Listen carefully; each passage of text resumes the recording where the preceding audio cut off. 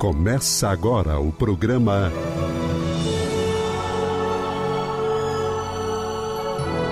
O Livro dos Espíritos em Nossa Vida.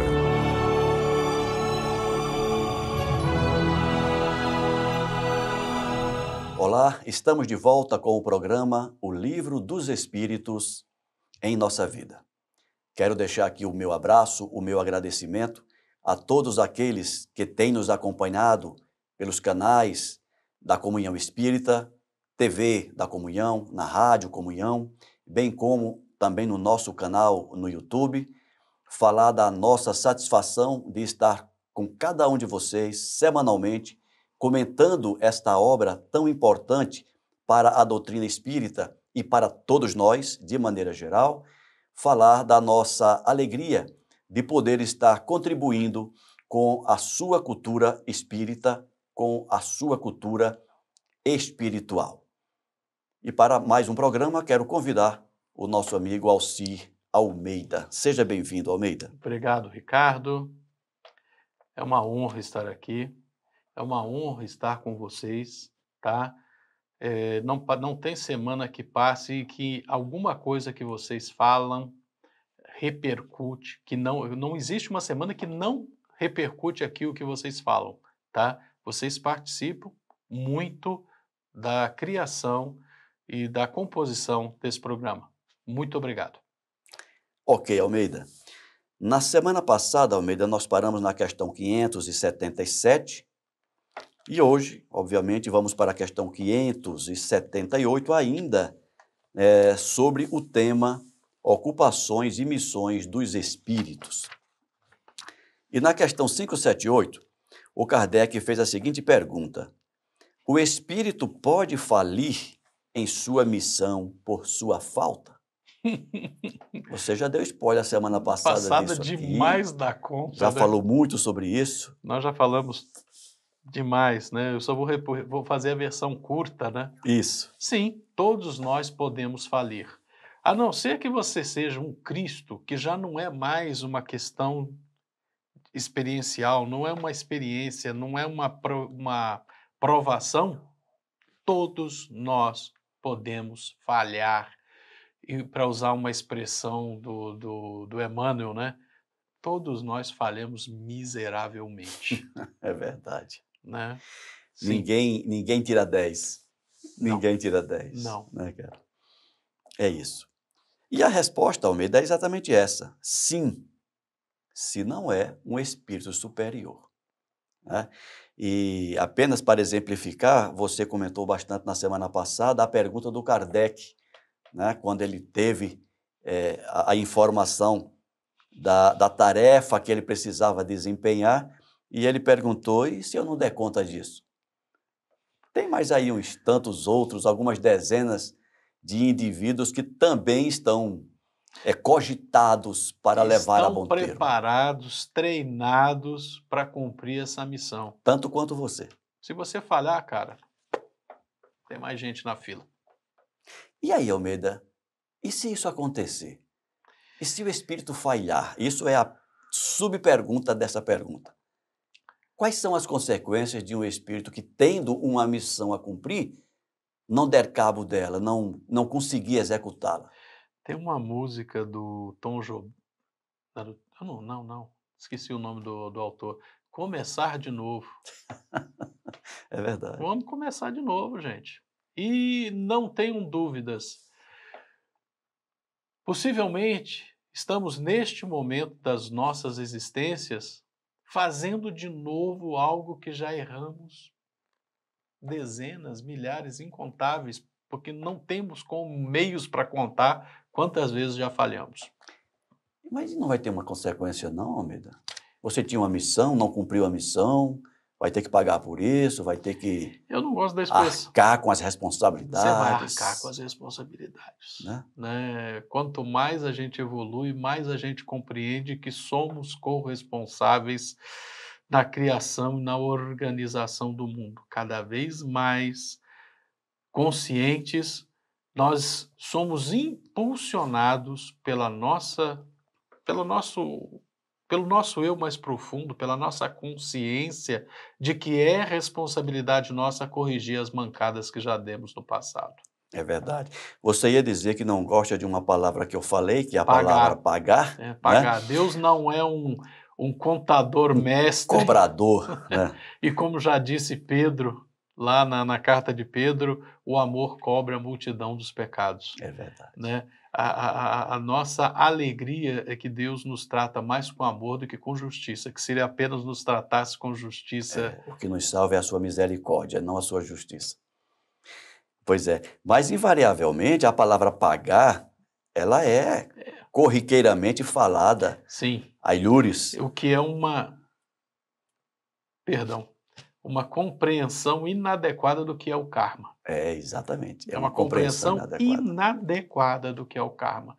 Porque karma é aquela história de você compreender, eu estou errado, né? Eu estou em desequilíbrio com a lei, eu estou em desequilíbrio com o universo, né? Ah, eu manquei ali, eu vou...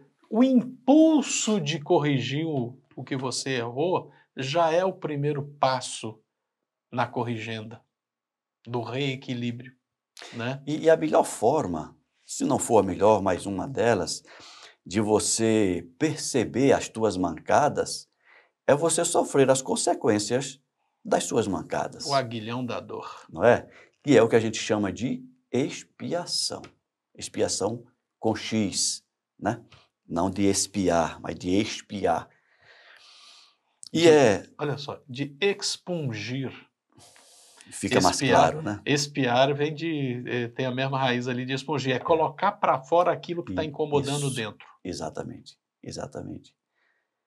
E você só tem quando colocar algo para fora, só tem como colocar algo para fora quando você tem consciência, reconhece, isso aqui eu não quero em mim mais, eu quero colocar para fora. E a expiação é essa força para você se tocar que aquilo está te incomodando. E aí a gente tem que dizer, né, Almeida? Não é fácil. Olha, toda vez que eu ouço essa expressão não é fácil, sempre, né? Eu sempre lembro, olha, fosse fácil a gente já tinha feito. Não é fácil. Não é fácil. Mas a pergunta que nós fizemos, e foi exatamente essa, quais são para ele as consequências? A resposta diz o seguinte: será necessário recomeçar a tarefa.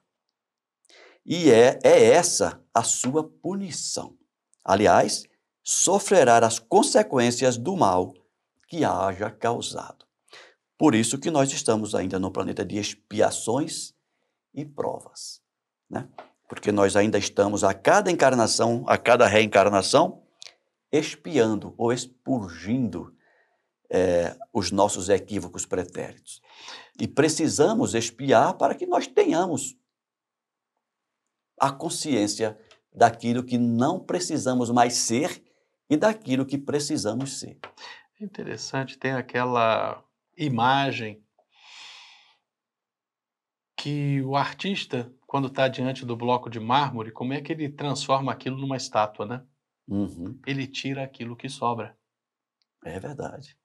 É a nossa tarefa. O nosso ser futuro, aquele que nós existimos e passamos a existir para ser, é essa missão de tirar o que está sobrando, né? Essas beiradas, esses excessos, aquilo que nos impede de sermos seres humanos completos. Interessante essa metáfora que você nos trouxe, Almeida. E para que o bloco de mármore se transforme numa estátua belíssima, imagina o cuidado, o equilíbrio, porque no momento de tirar um excesso, ele pode criar uma necessidade, se ele tirar demais. Vai ter que criar uma correção para aquele excesso que ele cometeu. Se ele se exceder, ou seja, o excesso é tão prejudicial quanto a falta.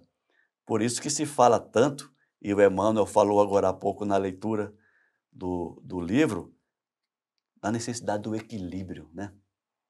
Da necessidade do equilíbrio. Ou coisinha difícil, né, cara? Viver em equilíbrio.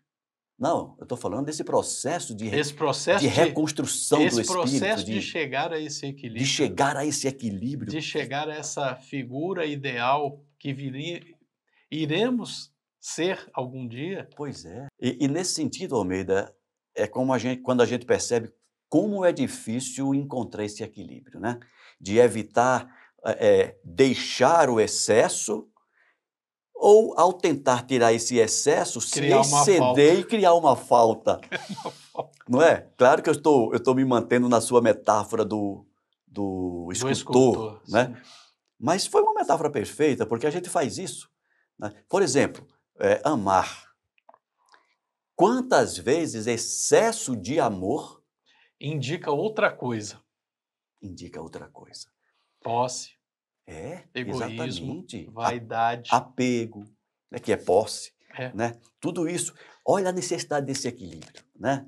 E agora há pouco a gente lia um trecho do Emmanuel, ele falando dessa necessidade. E quando a gente lembra do Cristo, o nosso modelo e guia, o equilíbrio em pessoa, né?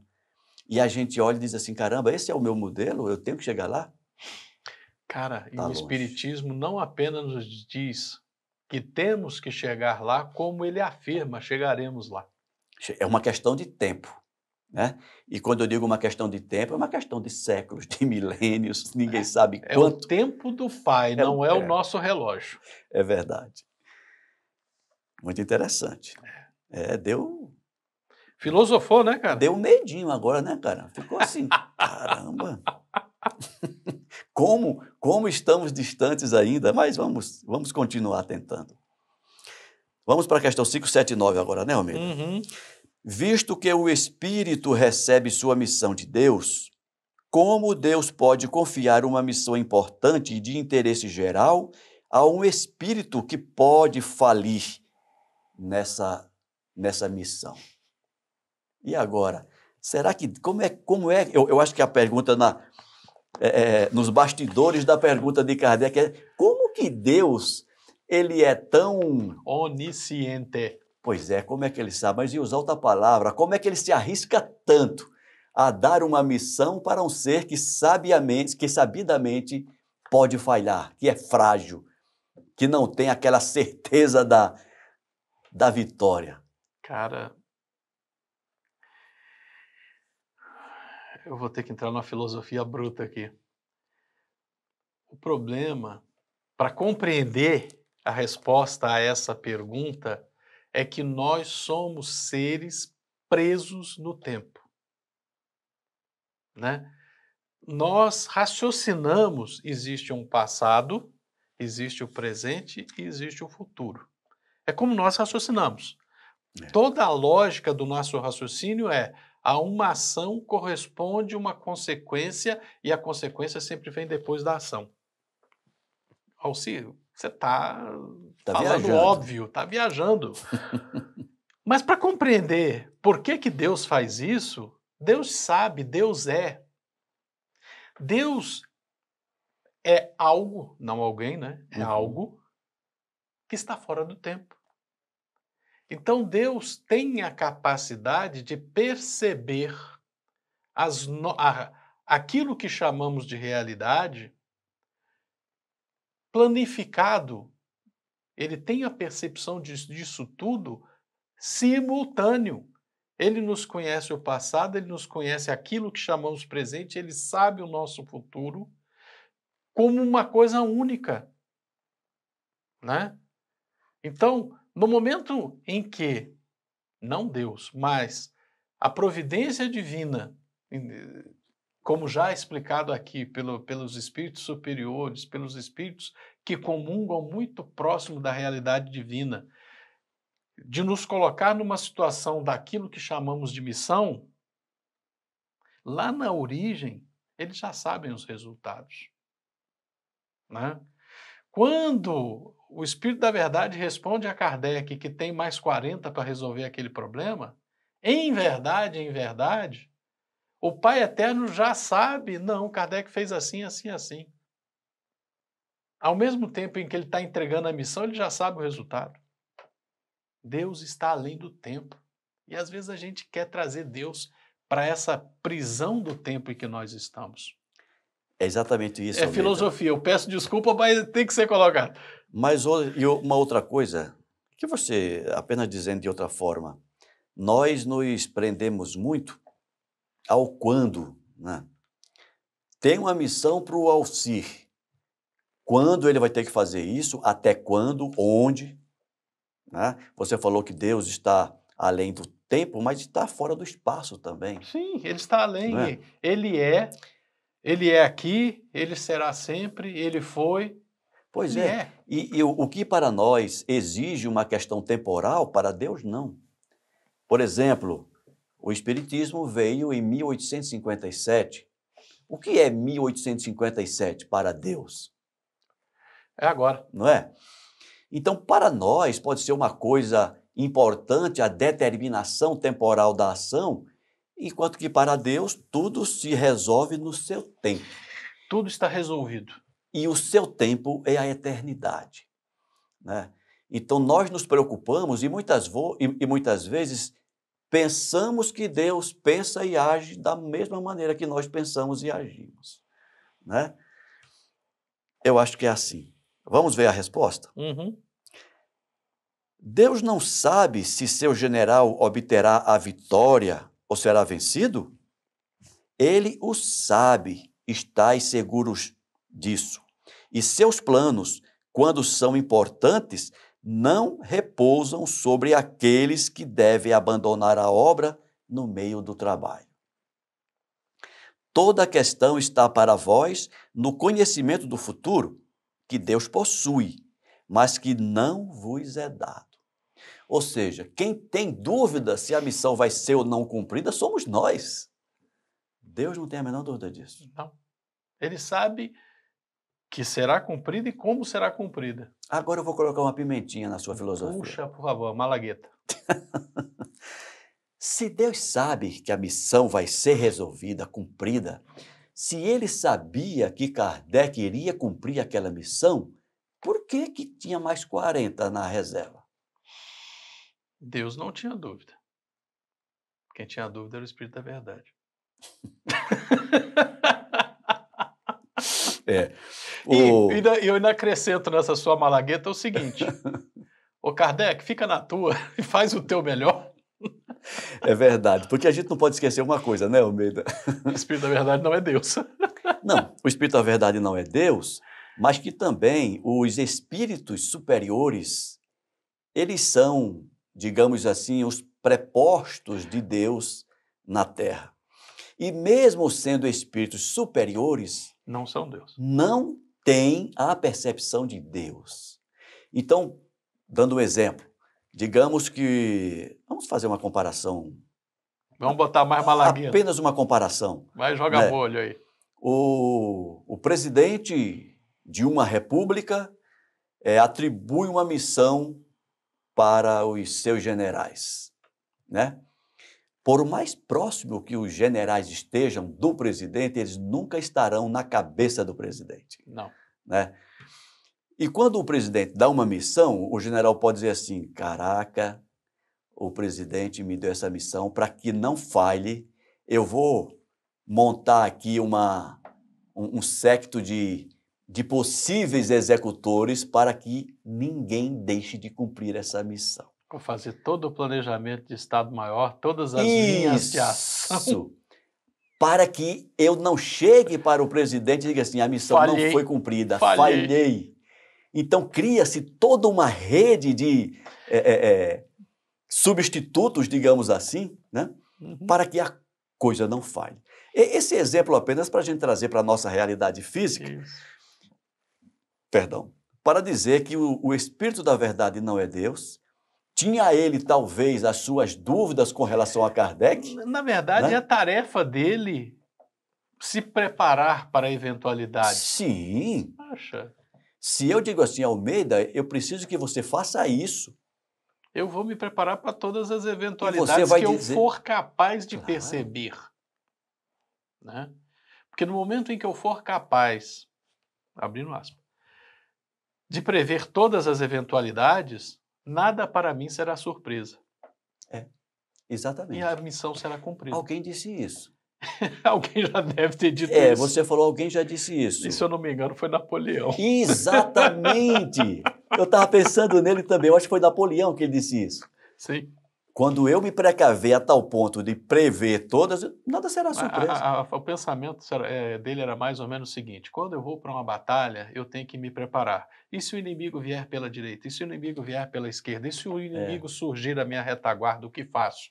É. E eu me preparo para todas essas possibilidades. Qualquer uma que surja, eu já pensei antes, eu Já estou pronto. já estou pronto. Né? Bacana, Almeida. Almeida saiu da pimenta fácil, fácil. Vamos então agora para a questão... Eu já li a resposta? Não. Eu li até certo ponto. Você começou, mas É se verdade. Deus sabe, aí tu jogou a pimenta. É verdade. E a resposta termina assim: toda questão está para vós no conhecimento do futuro, que Deus possui, mas que não vos é dado. Eu tinha lido É já. aquela coisa, né? Hoje a gente fala de teoria dos campos, realidade de 11 dimensões. Isso aqui é depois do Kardec, né, gente? É A verdade. compreensão do tempo como uma variável do universo, né? Que hoje em dia a compreensão de que aquilo que chamamos de realidade é uma inter-relação entre espaço e tempo, só a partir de Einstein que a gente começou a perceber isso, É verdade. né? E claro, Deus está fora, Deus está além. Hum. Deus é conosco, mas Deus também transcende. Imagina o momento em que Deus disse: Einstein, vai lá, descortina um pouco mais dessas coisas para os meninos. Isso. Vai abrindo os olhos deles. Almeida, questão 580. A pergunta é maior que a resposta. O espírito que se encarna para cumprir uma missão tem a mesma apreensão que aquele que o faz como prova?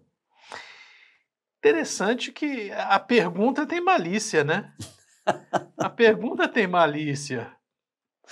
Porque ele separa na pergunta o que é prova do que é missão. E o que é missão? Né? Exatamente. São duas coisas diferentes. Porque quem vem como prova, todos nós temos medo de prova, né, gente? Então, há apreensão. É. Agora, aquele que não, ele não está aqui fazendo prova, ele veio cumprir uma tarefa e ele já passou por aquela fase, né? Então, ele está só cumprindo o tempo. É como diz o outro, né? É você pegar um campeão de levantamento de peso e pedir, leva esse livro ali para o rapaz. Não tem apreensão nenhuma nessa tarefa. Ele sabe que consegue fazer aquilo Com com facilidade. o pé nas costas. Né? Agora, pede o auxílio aqui para carregar 2 sacos de açúcar nas costas, eu vou ficar com medo do que vai acontecer com a minha coluna. Eu posso até cumprir a missão, mas a que preço? A que preço? Eu não sei como é que é. Né? Então, quem tem experiência, quem sabe, faz ao vivo, faz na hora que for necessário. E é essa exatamente a resposta, Almeida. É. Não, ele não tem apreensão, ele tem a experiência. Isso. E isso é bom para a gente ratificar que Deus não dá missão, aquilo que Jesus já falava. Deus não coloca fardo pesado em ombros frágeis. Deus dá o frio conforme a roupa, conforme o cobertor. conforme o cobertor. Como diz outro, Deus tira os dentes e alarga a goela. Pois e a sabedoria popular e já essa diz. questão do frio tem até de outro jeito também, né? Deus dá o cobertor conforme o frio, né? Já que o frio é mais presente, o cobertor é que é variável, né? Uhum. E é por aí. Cabe mais uma, Almeida? Eu acho que não. Não, está faltando 3 minutos apenas para terminar o nosso tempo. Vamos ficar por aqui. Essa temática, Almeida, tem mais 4 questões. Acredito que a semana que vem a gente deva encerrar essa tarefa. Para encerrar, Almeida, como você se percebe no cumprimento de suas missões? Um eterno aprendiz. Com sucesso? Relativo? Um eterno aprendiz. Estou aprendendo sempre, tropeçando aqui, caindo ali, levantando de novo. O mais importante do que saber quantas vezes eu caí é ter a certeza que eu vou levantar de novo. É verdade. E agora há pouco, nós conversávamos, eu fiz uma pergunta para o Almeida, né? Eu perguntei assim para o Almeida, você já se sentiu alguma vez como Folha solta ao vento, uma um, pipa. Você uma, falou uma pipa. pipa, um papagaio, né, que fica presa na linha e o vento balançando assim? E você respondeu o quê mesmo, Há Almeida? 8 anos. Há uns 8 anos você Há 8 anos. Há 8 Há anos. 8 anos que eu me sinto assim. Pois é. E nós lembramos do Jung, né? Quando Jung diz que na faixa ali dos 40 a 50 anos é quando o ego começa a meio que cair na real, não todos, mas... E o self, né? O nosso interior começa a se fazer presente e faz a gente balançar. É quando todas as certezas que a gente construiu ao longo da vida começam a perder sustentação, né? E isso faz parte do aprendizado. Isso quer dizer que nós estamos nos conscientizando da nossa fragilidade. É quando a gente começa a perder aquela característica de eu sei tudo, Papai sabe tudo. eu faço tudo, eu sou o papai sabe tudo, né? E é muito interessante porque é exatamente nessa fase quando os nossos filhos cresceram e eles começam a nos ensinar muitas coisas, né? Semana que vem a gente fala de paternidade. É quando a gente vê que a vida, como você bem disse, é um eterno aprendizado. E é isso. E temos que continuar assim, se quisermos continuar aprendendo. Almeida, até a semana que vem, muito obrigado. E a todos vocês, mais uma vez, muito obrigado pela companhia. Se gostaram, deixe o seu like. Se não gostaram, deixe o seu dislike.